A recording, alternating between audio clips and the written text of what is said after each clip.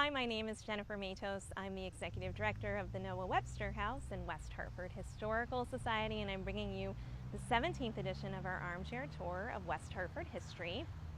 On the corner of Prospect Avenue and Fern Street, there once stood a mansion owned by a man named Young Wing.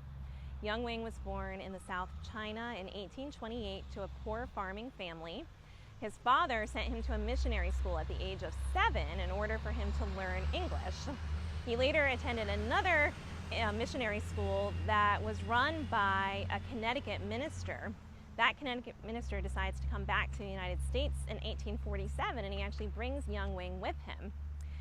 In the United States, Young Wing attends a preparatory school in Massachusetts, where he graduates in 1850, and then he goes on to attend Yale College.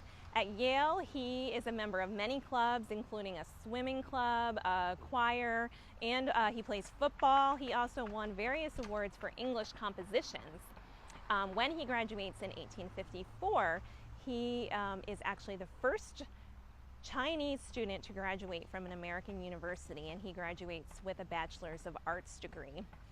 He goes back to China and ends up working for the Qing dynasty under the mentorship of a pretty powerful viceroy. And in the late 1860s, a new treaty is formed between the United States and China called the Burlingame Treaty. And this treaty thawed relationships between the U.S. and China and actually permitted Chinese students to come study in the United States in an organized way. Young Wing was very much inspired by his own educational experience here in the United States, and he wanted to have other Chinese students be able to have the same experience and the same opportunity. So he had an idea to create an educational mission in the United States, and with the help of the viceroy, he's able to get the Qing dynasty to approve it. So in 1872, he sets up what becomes known as the Chinese Educational Mission. He sets it up in Hartford, in a pretty beautiful building on Collins Street in Hartford. And over a period of 9 years, about 120 students are actually educated in the region.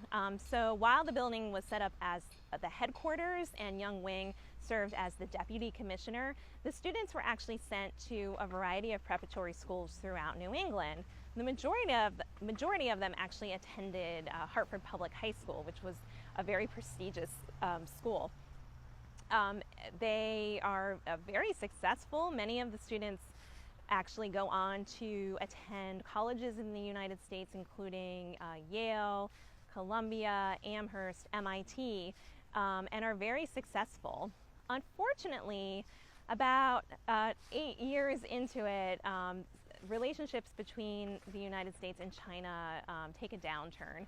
Originally, the plan for students at the Chinese Educational Mission was for them to come around the age of 12, no older than 15. They could spend 15 years in the United States, and then they were expected to return to China, where they would serve their country with this newfound learning that they had gained. What ended up happening was, by 1881, the Chinese government was concerned that the students who were studying here in the Hartford area and New England area were adopting Western culture too much. So they were adopting the clothing and the hairstyle, and in some cases even converting to Christianity.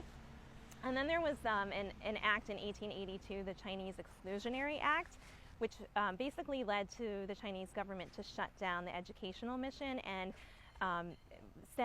they requested all of the students to come back to China.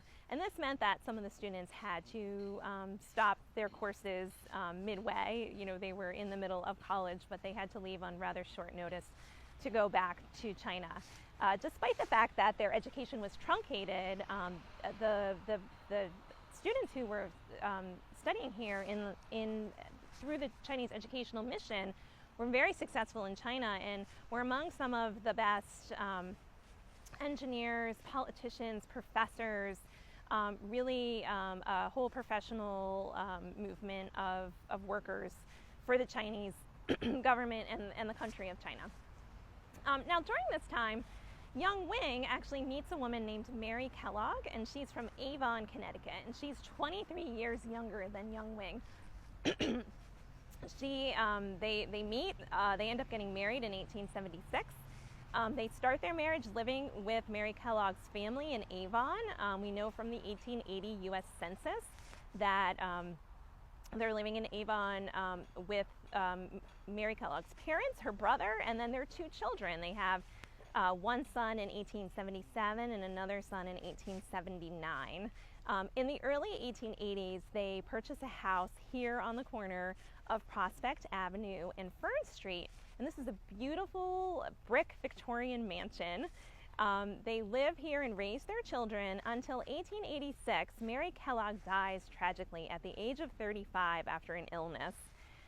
We know from probate records that the estate is valued at about $28,000, which in today's money would be about $800,000. And they list piano and paintings and rare books. So the Young Wing family were definitely a very cultured family. And the grounds included a house, a barn, and a hennery for chickens.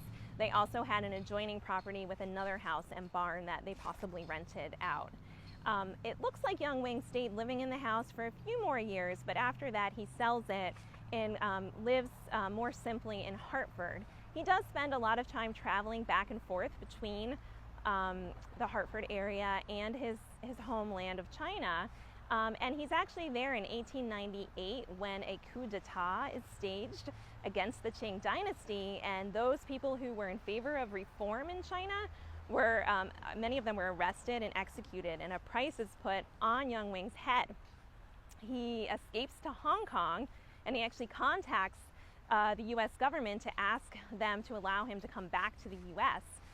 He has to wait quite a while, but in 1902 he finds out that the U.S. Has denied his citizenship. He had become a citizen in 1852 while a student at Yale, so he'd been a citizen for 50 years, and the United States revoked his citizenship and would not allow him to come back to the U.S. Luckily, he had friends in Connecticut still, and they were able to sneak him back into the United States, where he was able to see his youngest son, Bartlett, graduate from Hartford Public High School in 1902. And then Young Wing spends the rest of his life living in the Hartford area. He writes an autobiography in 1908 about really his idea and his commitment to creating a better relationship between the United States and China.